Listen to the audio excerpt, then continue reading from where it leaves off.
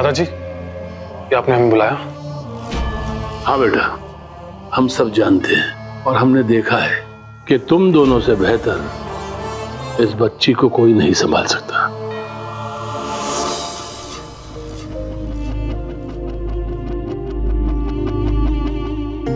और देखिए ना बाबूजी, छोटी सुमन भले ही बड़ी सुमन की गोदी में है, लेकिन उसने उंगली अब भी अंशुमन की पकड़ी हुई है।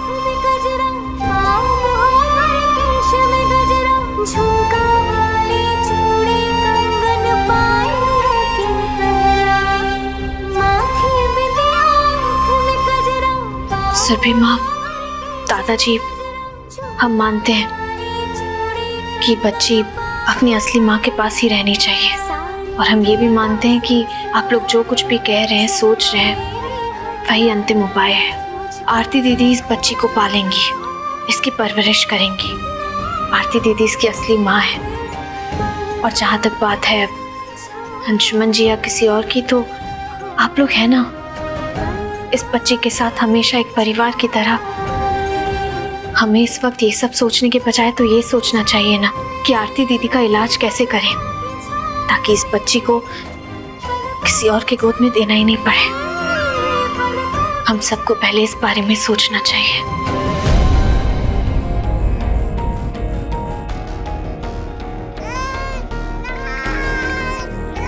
अरे, लगता है छोटी सुमन को भूख लग रही है। हम अभी आते हैं।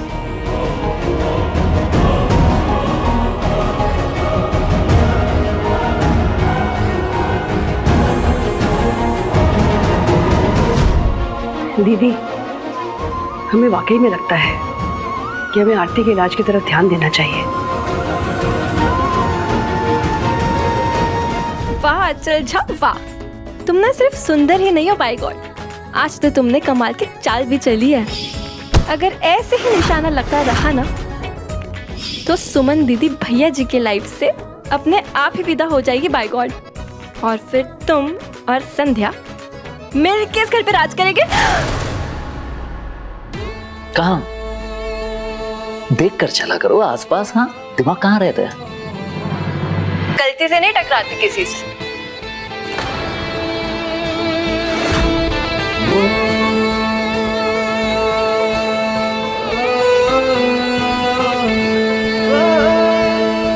हेलो मैडम, तुम्हें जितना मन हो मुझसे टकराओ, मुझे कोई प्रॉब्लम नहीं है, लेकिन भूल कर भी उस मामी से मत टकराना।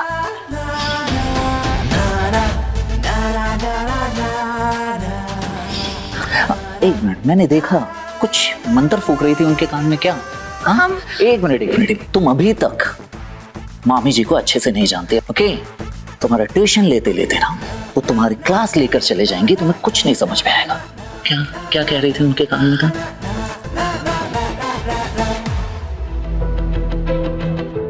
सुमन जी, क्यों अपनी जिद पर अड़ी हो सुमन? अब तो सारी गलतफहमियां भी दूर हो गई हैं।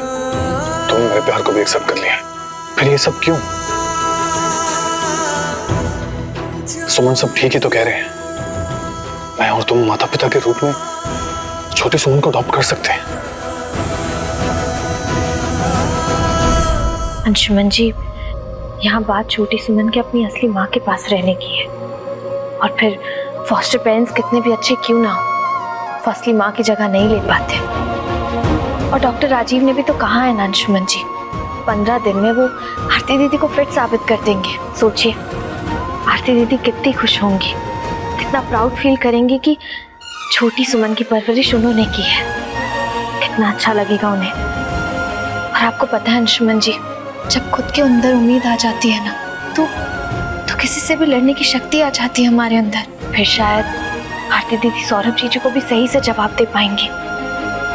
अंशुमन जी, हमें ऐसा लगता है कि हमें बस आरती दीदी को एनकरेज करना चाहिए, उन्हें उम्मीद देनी चाहिए, उनकी मदद करनी चाहिए, ताकि वो छोटी सुमन को अच्छे से पाल सके।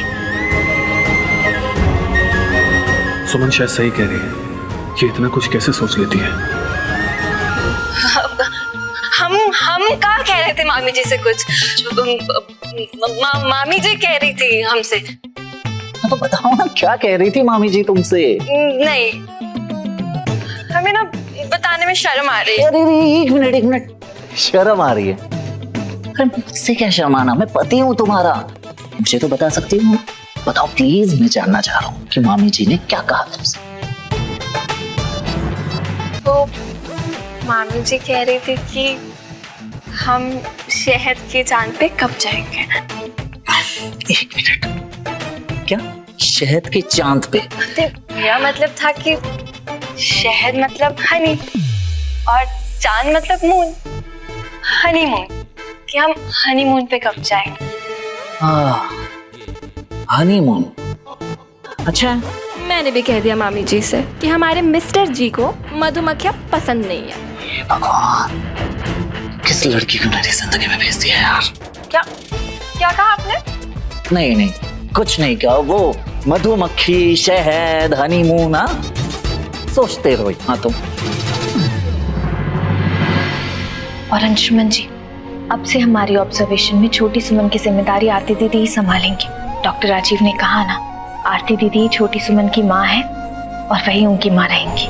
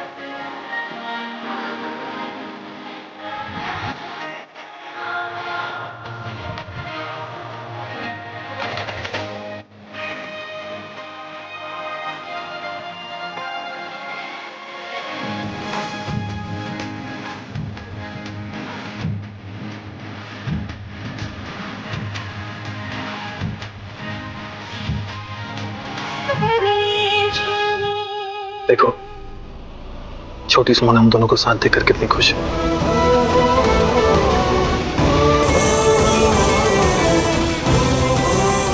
लेकिन बच्चे ज्यादा खुश अपनी असली माँ के साथ रहते हैं। सो सुमन, छोटी सुमन कितनी लकी है कि उसके पास 2 माँ है।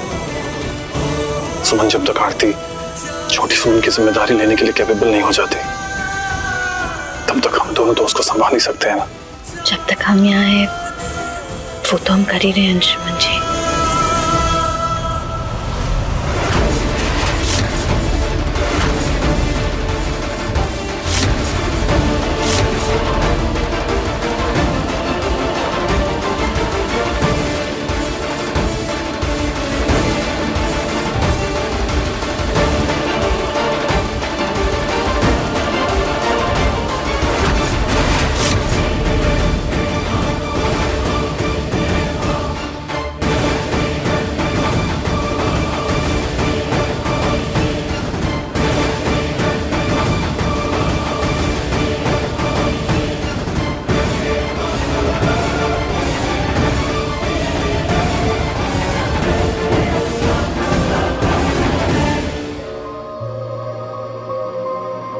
मैं चाहता हूं कि सुमन मेरी जिंदगी में वापस आ जाए, लेकिन सुमन का ये कहना भी सही है कि आरती अपने बच्चे की जिम्मेदारी संभालने के लायक हो जाए, फिर कोई उससे उसकी बच्ची को दूर नहीं कर पाएगा।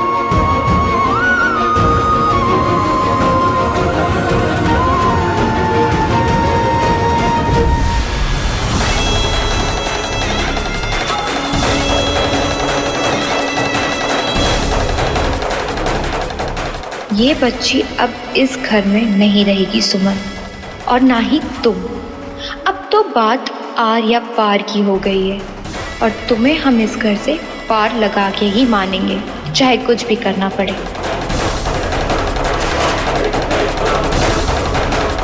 आरती दीदी, आज से छोटी सुमन को आप संभालेंगी। चलिए, इसे पाउडर लगाइए और अच्छे से तैयार कर दीजिए, एकदम गुड़िया रानी बना दीजिए इसे।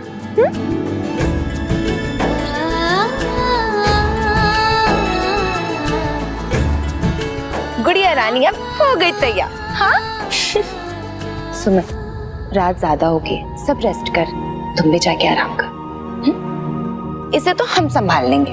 हाँ क्यों?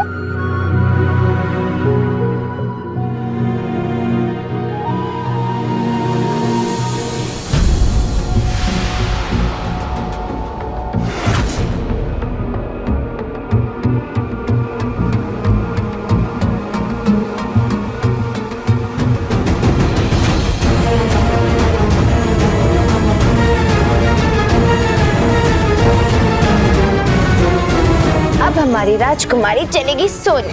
अरे क्या हुआ, भूख लगी आपको? हम अभी आपके लिए दूध लाते हैं। अरे इसमें तो दूध ही नहीं है। चलिए आप आइए हमारे साथ। आप यहाँ पे थोड़ा सा रेस्ट करो, मैं आपके लिए अभी गई और गर्मा गर्म दूध लेके आई।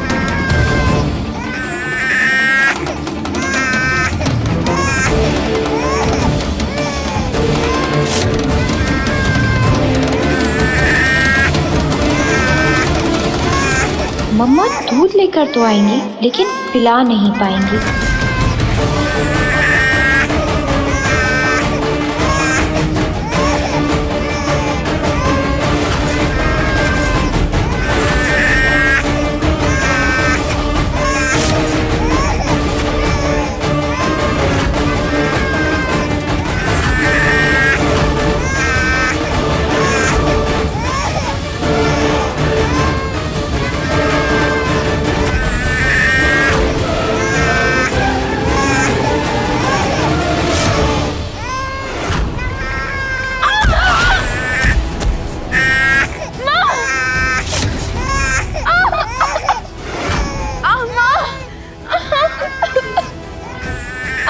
गिर कैसे गई? आइए आराम से उठिए, आराम से। अरे क्या हुआ आरती, गिर कैसे गई? क्या हो गया? क्या हुआ आरती? ठीक हो? आरती दीदी कैसे गिर गई? चोट तो नहीं लगी बेटा? ये छोटी सुमन इतना रो क्यों रही है?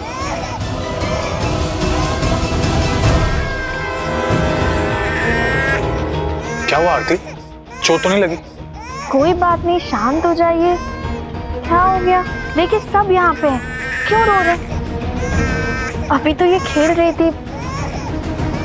सुमन, मैं कोशिश कर रही हूँ, मैं पूरी कोशिश कर रही हूँ सुमन। अचानक से ये रोने लगी, हमें लगा इसे भूख लगे तो बस इसे लिटाकर किचन में दूध लेने गए थे और हम जल्दी जल्दी आने के चक्कर में गिर गए। सुमन हमें माफ करो, हमें नहीं लगता कि हम अच्छी माँ बन पाएंगे। अरे ऐसे नहीं बोलते बेटा। हाय रे विधाता, देखो क्या हाल कर दिया है हमारी आरती का। अरे हमारी बिटिया का तो तमाशा बना के रख दिया है बस। अरे नहीं लेना है गोद तो मत लो ना कोई। हमारी नातिन को दे दो हमारे दामाद जी को। कम से कम आरती और दामाद जी मिलके बच्ची को ठीक से बड़ा तो कर पाएंगे। इस लड़की को तो बोझ लगती है हमारी नातिन। और बड़के बहुआ और संध्या का जोड़ी इसको लगता नहीं है कि इस लायक है कि माँ बाप बन सके हमारी नातिन के। यही तमाशा लगा रखा है कुछ दिनों से इस लड़की ने। उससे भी जी नहीं भरा उसका, तो देखो अब नया नौटंकी खड़ा कर दिया है। इसके नौटंकी का तो समझ में ही नहीं आता है कुछ भी। सुमन तुम्हारा डिसीजन बिल्कुल ठीक है कि आरती को एक चांस देना चाहिए, लेकिन तुम इसकी हालत तो देखो। हाँ सुमन, तुम इस घर में इस बच्चे का अच्छे से ख्याल रख सकती हो। सुमन बेटा, जब सब लोग कह रहे हैं तो मान जाओ ना, क्यों जिद पे अड़ी हो? सुमन, हमें नहीं लगता कि हम तुम्हारे बिना अपनी बच्ची को पाल पाएंगे। जब सब कह रहे तो इस बच्ची के लिए सबकी बात मान लो प्लीज सुमन। और देखो ना, तुम्हारे गोद में जाते ही शांत हो गई। प्लीज बच्ची को अपना लो। प्लीज सुमन, छोटी सुमन के लिए सुमन और अंशुमन को एक होना ही होगा। अगर तुमने हमारी बच्ची को नहीं अपनाया तो वो सौरभ हमारी बच्ची को हमसे छीन लेके जाएगा। प्लीज हमारी बच्ची को तो अपना लो।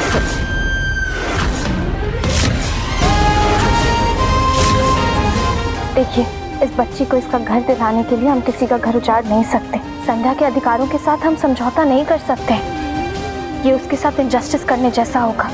प्लीज हमें माफ कर दीजिए, लेकिन हमसे ऐसा नहीं हो पाएगा।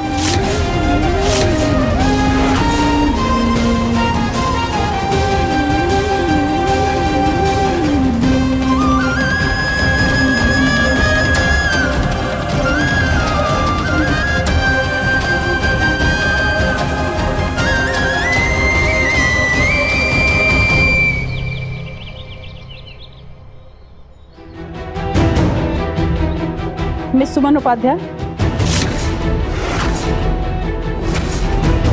मैम आप?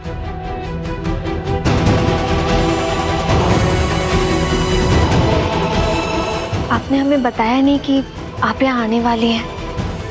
इन्हें मैंने बुलाया।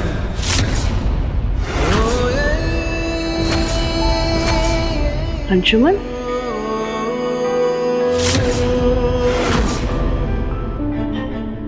लेकिन बेटा अंशुमन, अभी तो वो कोर्ट के दिए हुए 15 दिन भी नहीं बीते हैं, फिर इनको यहाँ ऐसे बुलाने का मतलब हम समझे नहीं। दादाजी, मैं आरती की बच्ची की कस्टडी के लिए रीअप्लाई कर रहा हूँ।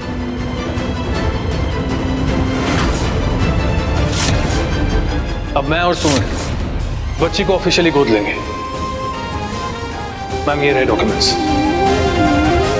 अंशुमन जी, पर हमने तो इस बात पे अग्री नहीं किया था, तो फिर आपने? तुम्ही ने कहा था ना सुमन कि तुम संध्या का घर नहीं तोड़ना चाहती, लेकिन संध्या ने खुद अपना कॉन्सेंट दिया है। उसे हमारे बच्ची को गोद लेने से कोई दिक्कत नहीं है। ये उसी का साइन किया हुआ कॉन्सेंट लेटर है।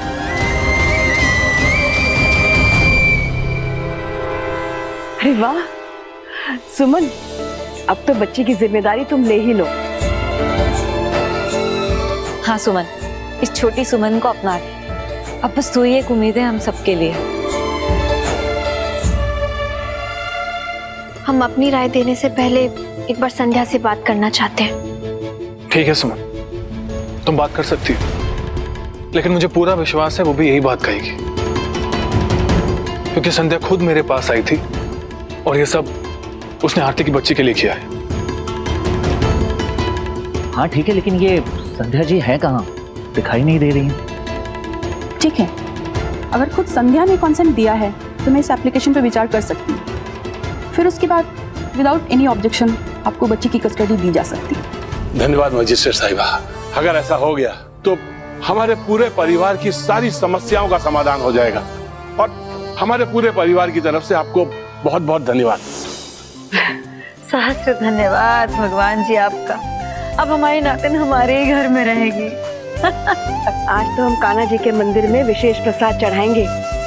उनकी कृपा से अंत में दोनों एक हो ही गए। बस अब किसी की नजर ना लगे। हाँ, पता नहीं क्या गुमान है इस लड़की का। अब भी बात करना इसको संध्या से। आखिर क्यों हो रहा है इस घर में एक बहू के साथ ऐसा व्यवहार? राय बहादुर परिवार इस शहर का सम्मानित परिवार है, और उन्हीं के घर में एक बहू पर हो रहा है अत्याचार। आखिर क्यों राय बहादुर परिवार की बहू ने उठाया ऐसा कदम?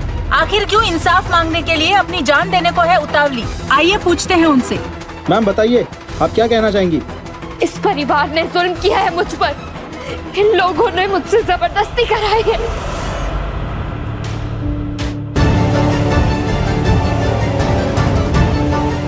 लीजिए, आ गए ये लोग बाहर।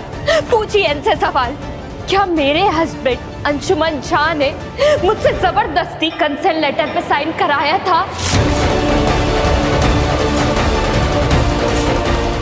और इनकी पुरानी पत्नी के वापस आ जाने पर ये लोग मुझे घर से बाहर निकालना चाहते हैं? ऐसे ना आप लोग ही बताइए, मैं करूं तो क्या करूं? मेरे पास मरने के अलावा और कोई ऑप्शन ही नहीं है। मेरे साथ नाइंसाफी हुई है, मुझे इसका इंसाफ चाहिए, वरना मैं पूरी मीडिया के सामने अपनी जान दे दूंगी।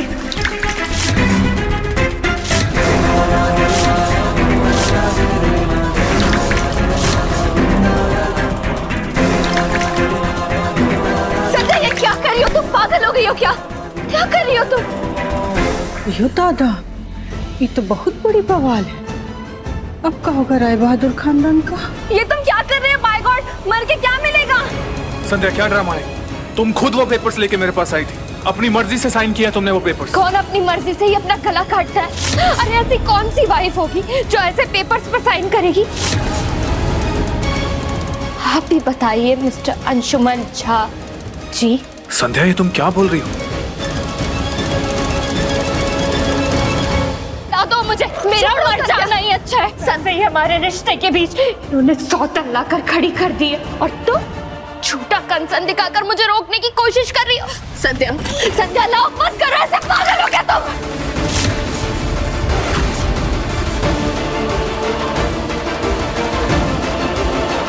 इस पूरे परिवार ने मेरा यूज किया है। जब बच्ची के लिए मेरी जरूरत थी तो सब मेरे साथ खड़े थे। संध्या सबके लिए बहुत अच्छी थी, सबकी चहेती थी। और जब सुमन वापस आ गई है तो मेरा सब कुछ इसको दिया जा रहा है। ऐसा है ये परिवार, सेल्फिश।